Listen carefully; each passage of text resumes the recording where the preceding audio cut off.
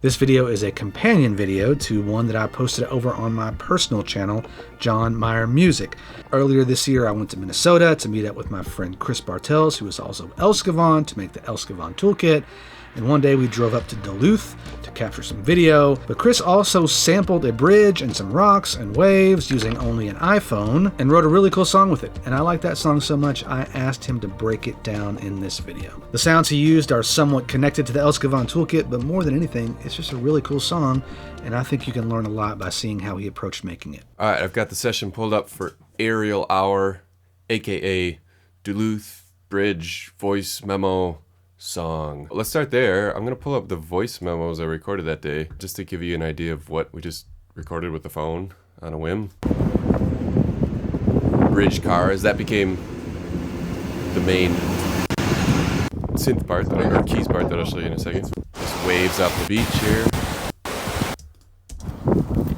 That whole bit is Chris and John talking. Stone happens.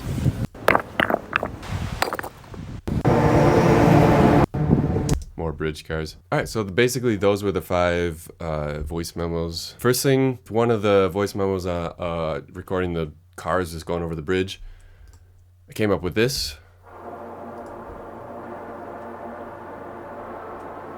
Just using Logic sampler. On its own, obviously it's very noisy, grainy, but you can hear the notes in there. You can hear the harmonics. Taking that, mixed with this, and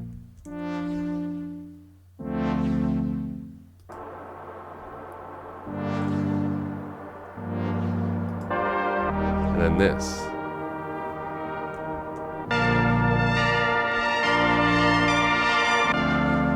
So that sound is actually an early version of when I was creating sounds for the Elskavon toolkit. This became the patch Infinite Intimacy that's on the toolkit now, which I have pulled up here. Sounds a little different now, but that's an early version of it that I used in this song to blend. And I just like copied the MIDI down from the Duluth bridge car track, sampler track. And then this one, I played a new part, but still, you know, based on the chords there. B flat, D minor, G minor, E flat, 1, 3, 6, 4 type thing throughout the whole song. And then this one, Synth Chords 2, again, was an early version of what would eventually become Coast to Coast on the Elskavon toolkit, which I have here.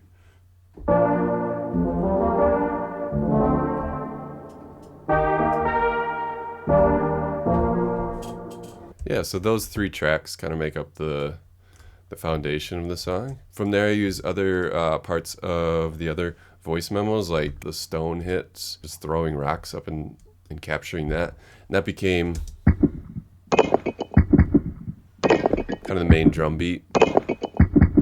Pitch down, obviously. But there's not that much to it. I was just throwing it in Logic sampler, working with different pitches and coming up with a simple part there that I eventually doubled here with like a kick and snare sample. And then I played some real snare in my room here, just a simple part. And then bridge sticks. This is from a while ago, a few years back, but like still in Duluth, like on the same bridge, so I wanted to use it because I remember I had this sampled where I took drumsticks and recorded bits and pieces, just hitting parts of that bridge there. And then lastly, this is kind of like a hi-hat. I called it a waves hat because I used that voice memo here of just the waves hitting the shore. And then I made a hi-hat out of it, kind of. So basically, without the effects, this first one here sounds like this. And it's pitched an octave up there, so it's like really a lot of artifacts and weirdness there, but with all the effects in, and then 2 tracks of it there. Sounds like that. That main tremolo, just 16th note tremolo, using Soundtoys tremolator here, is what gives it that hi-hat feel.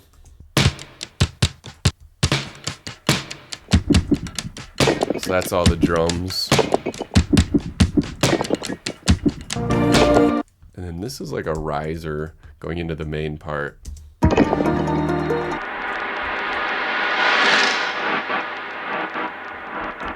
So that's also just using the voice memo car bridge sound, and I just what I do here, you know, reverse some of it. Obviously there's delay happening and like a ducking feel to it. And then we also just took the one of me and John talking. I'll just play it dry here again, in session. But then effects on, low, high pass filter, cassette plug-in, reverb, just kind of mixing it in there for some, you know, texture basically. And from there it's just adding layers. So I've got a melody part here that I added later on using Against All Clocks and Coast to Coast, both from the toolkit.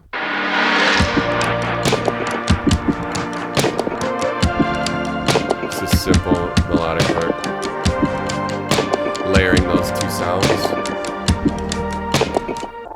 Flute chatter. So I used John's instrument feathered flute actually. Printed to audio. Without the effects, it sounds like this. Duplicating, panning. I probably had some reversing there. With the effects, it's really crunchy, lo-fi. Again, just another texture to add in there. This is kind of just ambience. Looks like I just sampled a part of an old track of mine, an old Elskavon part. Called it Glass. Acoustic guitar. Yeah, just at the end.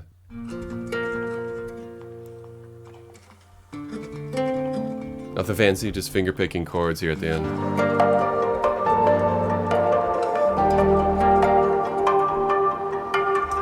Banjo we added, yeah, when John was here, and like I had recently put on this piece of rubber on the very end of the banjo to sort of make a pseudo rubber bridge banjo, if you will. Just kind of mutes it. So I just recorded a few simple plucking layers of that.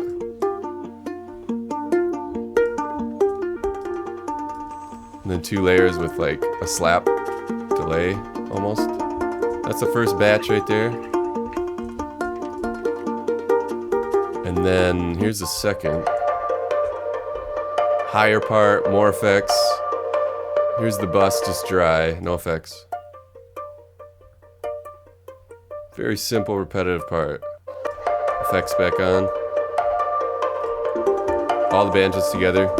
I think of banjo, of course, as like a very organic, natural instrument.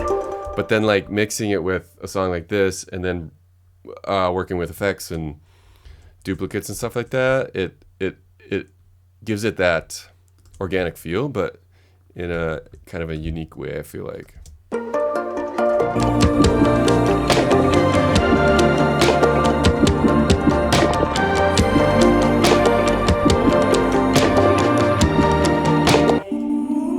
Then just several layers of vocals.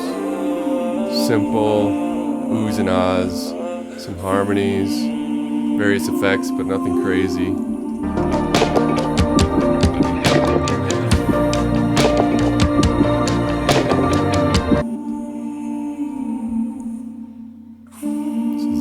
Falsetto up and then like an octave down or lower harmony probably.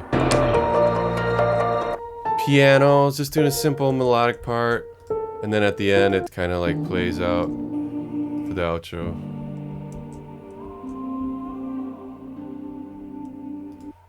And then bass, I had a few layers here.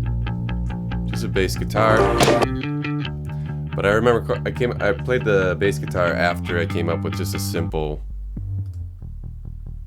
sub bass part. I think it started with just this sub bass. Then I added this using the MIDI octave up, just using a simple Logic bass guitar sampler, and then adding that MIDI arpeggiator. So those two, but then playing actual guitar, bass guitar, and adding that in on top. But that's the song, Aerial Hour, which started, as you can see, with some voice memos, just hanging out with John in Duluth, adding layers, duplicating effects.